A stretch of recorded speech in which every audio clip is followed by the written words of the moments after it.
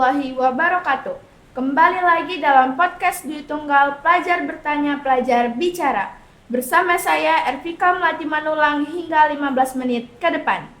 Sahabat Dwi Tunggal, di episode kali ini kita kedatangan narasumber dari ekstrakurikuler Paskibra yang biasa disebut dengan Paska Dwita. Baru-baru saja Paskibra Dwi Tunggal mendapatkan prestasi yang sangat membanggakan sekolah perguruan Dwi Tunggal.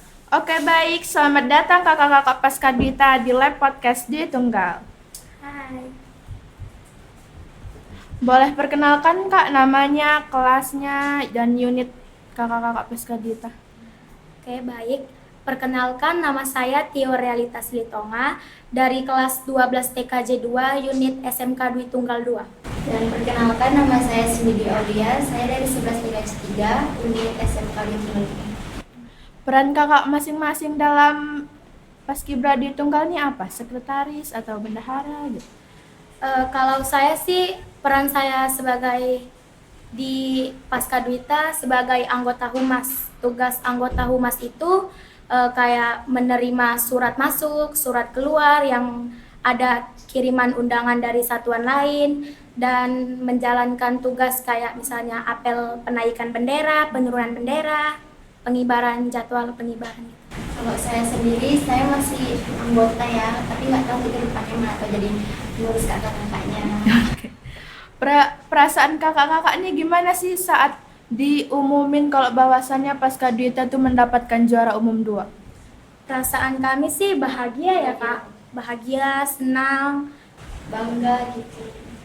Deg-degan gak nih ya waktu mau diumumin tuh, saya ini dapat nggak ya, deg-degan banget kak, deg-degan. Pasti Bisa nggak ya bawa jumum gitu. Deg-degan kali pasti ya, apalagi tinggal 2 tuh, pasti dapat nggak ya ini tinggal 2. Ekspektasi kakak-kakak ini sebelum kalian mengikuti Jambore Paskibra Jilid 7 ini apa? Ekspektasi kami sih bilang kayak gini, kami bisa nggak ya bawa piala, kami bisa nggak ya bawa jumum, bisa nggak ya bawa piala banyak gitu. Kalau untuk kakaknya kira-kira gimana gitu? Sama juga sih kak, kayak kakak ini. Kayak nggak nyangka gitu, kayak bisa nggak ya bawa piala gitu. Oke, kalau boleh tahu nih kak, pada Jambore Paskibra Jilid 7 ini Paska Dwita ngirim berapa tim nih? Paska Dwita ngirim 4 tim kak. Banyak ya. Ada tim A, tim B, tim C, tim D.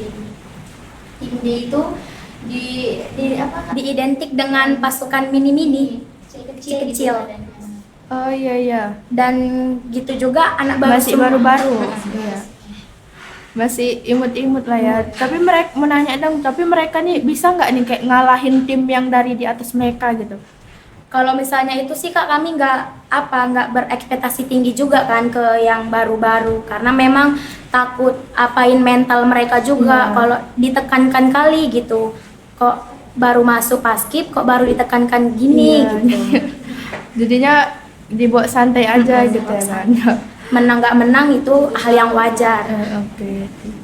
Oke sahabat Dwi Tunggal, setelah kita berkenalan dan mengetahui sedikit nih tentang Jambore Paskibra Jilid 7, kita break sejenak dan akan lanjutkan bincang santai dengan topik dan pertanyaan yang jauh lebih seru pastinya.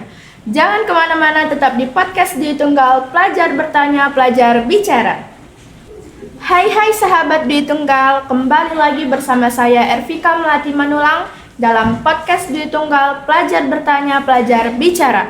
Masih bersama narasumber kita, kakak-kakak dari Paska Dwita. Sekarang kita masuk ke topik utama, yang pasti lebih seru dan asik ya. Boleh nggak kak ceritakan kepada sahabat Dwi Tunggal suasana Jambore Paskibra Jilid 7 di Wirajaya Tanjung Morawa? Yang pastinya seru ya kak, soalnya kan kami di Wirajaya juga ada mengadakan pensi, dan pensi itu pasti seru banget. Iya, pensi kan dikenal dengan pentas seni. Itu setiap satuan ngirimkan pasukannya buat menampilkan apa yang mereka latihkan. Contohnya kayak tortor, tari, nyanyi, dan lain-lain lah pokoknya kak. Mona, ini kan tadi kan tim D nih kak. Nah, Mona, tim D ini nampil apa sih? Karena kan masih imut-imut gitu ya. Tim D kemarin nampilnya kan ada tuh Kak yang anak SMP yang Minion, dia jadi princess gitu Kak. Terus itu kayak disambut sama teman-teman yang lainnya jadi kayak gini gitu. Princessnya ini dia laki-laki atau perempuan, Kak? Laki-laki Kak. Jadi pakai wig gitu dong ya. Pakai wig, pakai gaun gitu. Ya, jadi imut kali nih. Momen yang paling berkesan selama kegiatan Jambore itu berlangsung apa nih, Kak? Momennya sih Kak banyak ya Kak, dapat kenalan juga dari satuan-satuan lain, dapat banyak teman, dapat banyak keluarga juga. Itu sih. Tantangan yang paling besar tuh yang kalian hadapi selama mengikuti lomba Jambore ini apa? Tantangannya Kak, kan banyak tuh lawan.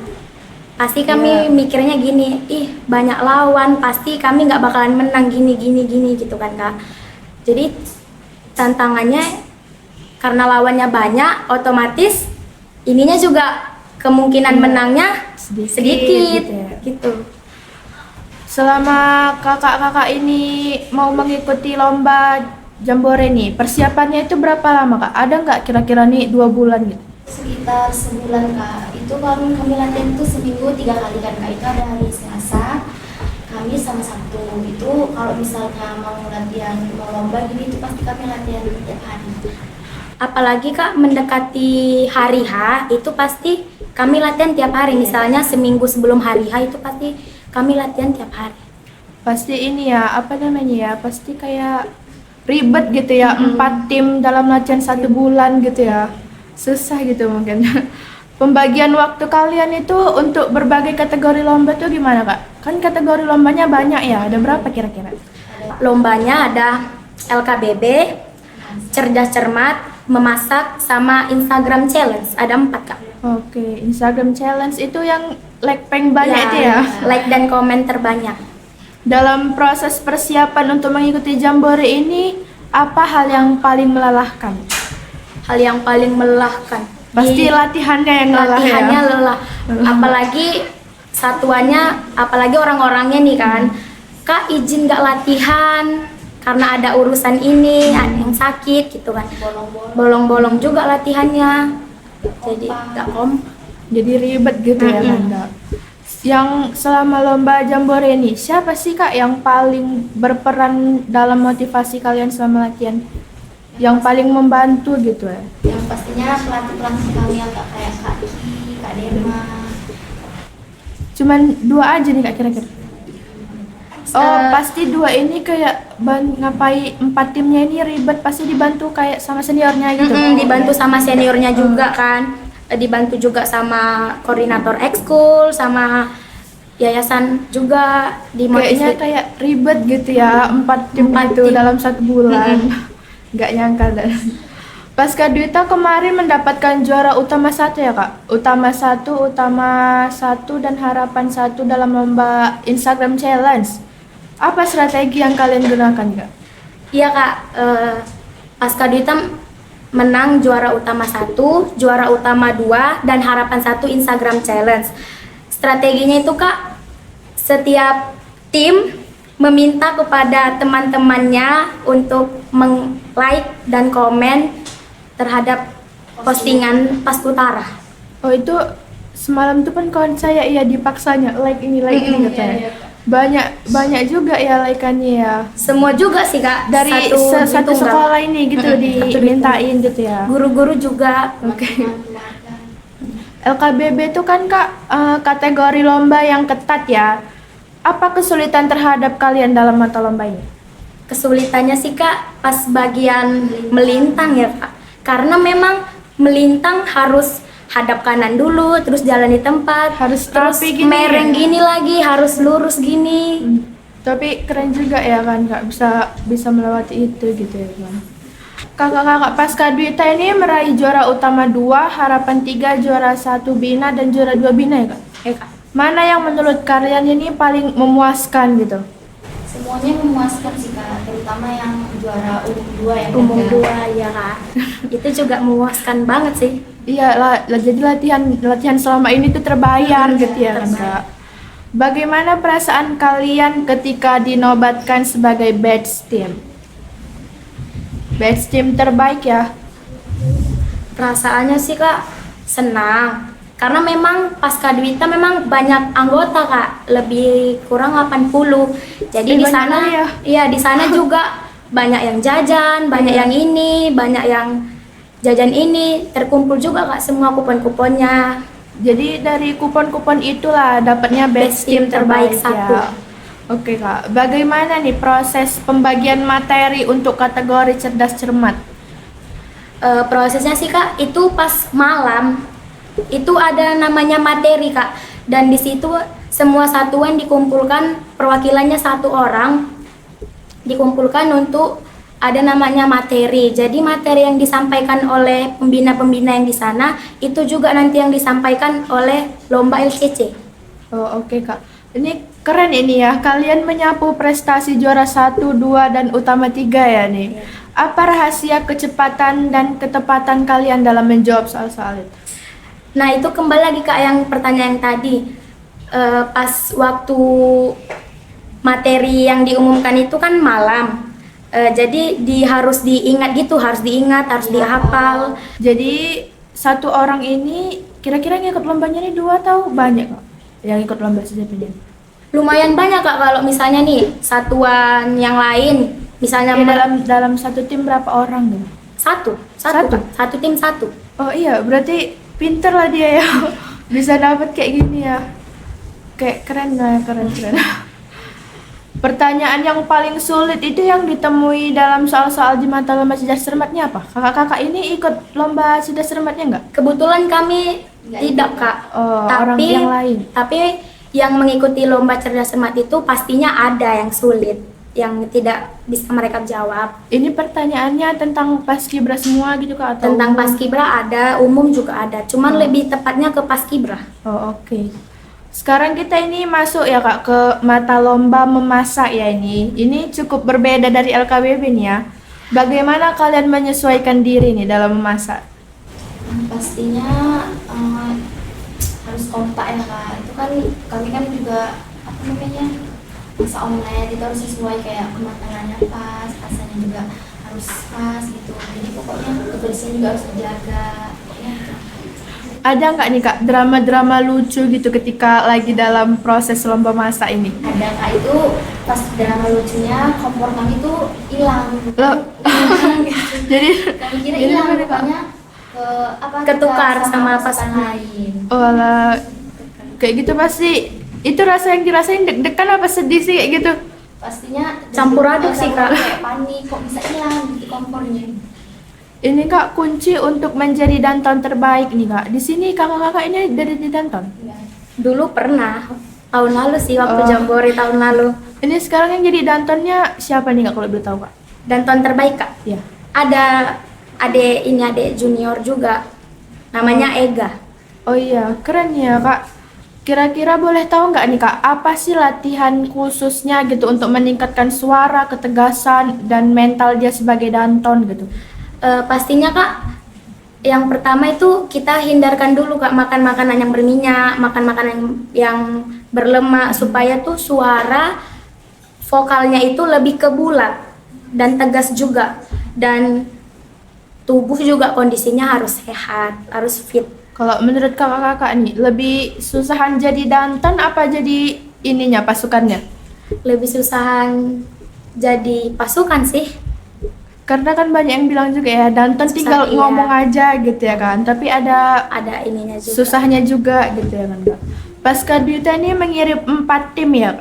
Apa sih yang paling membuat kalian bangga terhadap tim sendiri? Ini kalian timnya ini satu atau beda nih? Beda kak. Oh beda ya. Apa sih kak satu-satu kak yang bisa membuat kalian tuh bangga sama tim kalian sendiri? Pastinya tim saya tuh kompak, nggak ada egois, saling mengerti, kayak pokoknya nggak kompak gitu.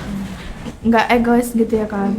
Jadinya timnya tuh bisa gimana gitu ya bilangnya kak? Pokoknya tuh bisa bagus gitu lah ya kan?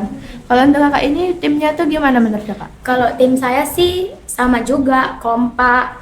Apalagi kalau misalnya tuh seniornya ada yang marah gitu, kan sama-sama capek kan.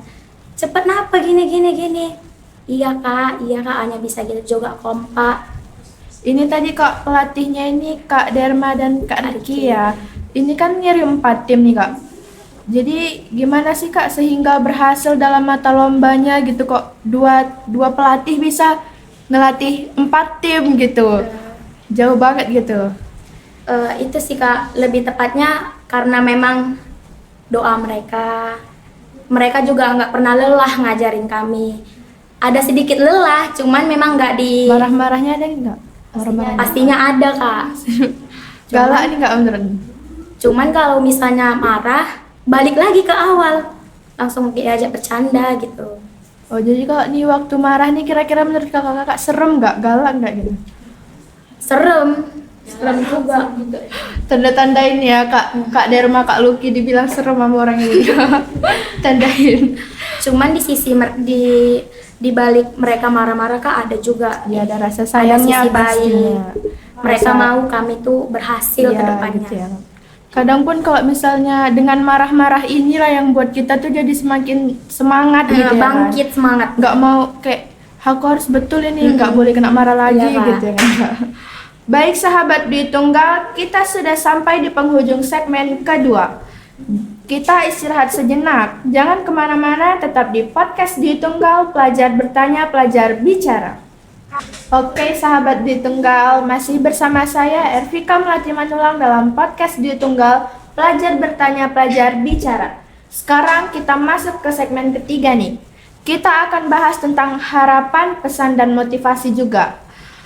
Apa sih Kak arti kemenangan ini bagi Paskibra Dwi Tunggal? Arti kemenangan bagi Paskibra Dwi Tunggal sih Kak, anak-anaknya sih Kak, anak-anak yang mengikuti Paskibra Dwi Tunggal itu kita lihat dulu dari ininya, simbol kedisiplinan tingginya.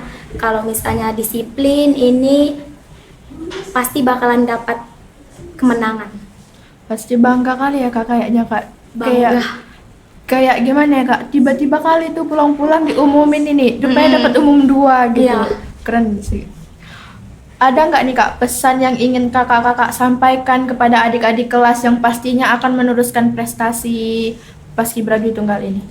Kalau dari saya sih pesan untuk adik-adik kelas yang mengikuti Paskibra, yang pertama jangan absen kalau latihan. Semangat terus, jangan kebanyakan ngeluh, jangan kebanyakan capeknya, kompak.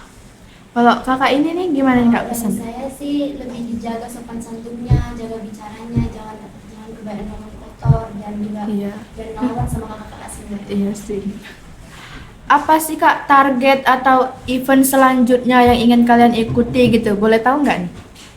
Kalau itu sih Kak masih dirahasiakan juga. Kalau misalnya ada yang mau pengen tahu nih, pantau terus aja videonya di IG Pasca Dwita. Rupanya ini kayak rahasia-rahasia tiba-tiba bawa Jumum lagi nih nanti ya. Amin.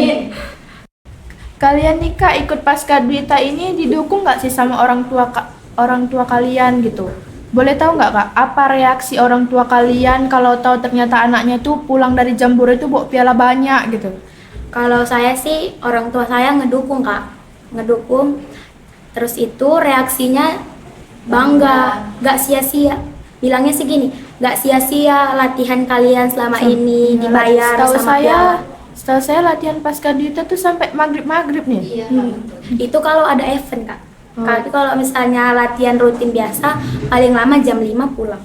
Oke, jadi latihan sampai sore ini rasanya terbayar gitu ya dengan Jumum 2 ini Kak. Mau tahu dong Kak, Jumum ini dapat duit nggak nih? Dapat Kak. Oh dapat nih ya, untuk makan-makan atau bagaimana gitu Kak? Untuk kebersamaan sih biar makin keluarga. Oh, oke Kak. Boleh dong nih Kak, sampaikan pesan untuk para pelatih, koordinator yang sudah mendukung kalian sampai sukses gini gitu ya. Kalau untuk pelatih kami, Kak Riki dan Kak Derma, terima kasih Kak udah mengajarkan kami, melatih kami walaupun kami sedikit agak nggak bisa dibilangin, susah diiniin. Susah diatur, kurang kompak, kadang mau latihan tuh kadang moodnya aja gitu. Tapi makasih ya untuk Kak Ken sama Kak Deden. Untuk koordinator juga terima kasih Ibu yang udah mensupport kami, memfasilitasi kami dalam event manapun. Jasanya kayak selalu dikenang gitu ya. Oke baik sahabat Dwi Tunggal, sampailah kita pada akhir bincang santai kali ini. Terima kasih untuk kakak-kakak Paskadita yang sudah membagikan cerita serunya pada saat Jambore Paskibra Jilid 7 kepada sahabat Dwi Tunggal. Saya Ervika Melati Manulang pamit undur diri. Sampai jumpa pada podcast Dwi Tunggal berikutnya. Wassalamualaikum warahmatullahi wabarakatuh.